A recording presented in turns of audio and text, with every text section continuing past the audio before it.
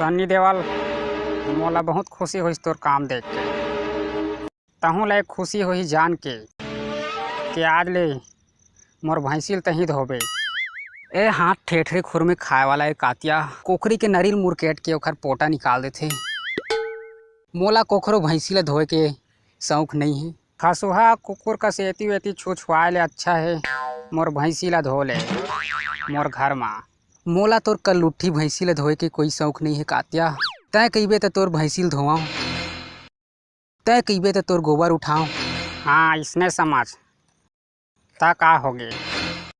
मोर भैंसी ला धोबे तो नाम होही तोर। अधिया म छेना दे हम, घर ला लीपे बर गोबर दे हम, गाँव में इज्जत हो है तोर। और पारा के टूरा मन डर रही तोर मेरे। भैंसिए धोआए और गोबर उठवाए के इतके शौक है तब मोर घर आ जाबी कातिया, मोर गोबर उठाए ला।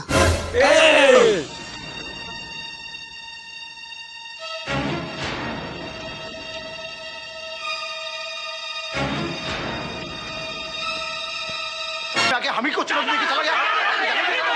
मारा रे।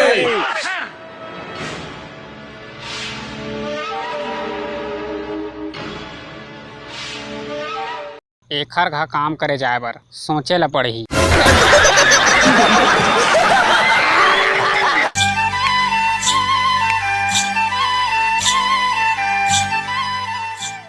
हाँ बैठ जा बैठ जा। एक आए ए सूट केस आए।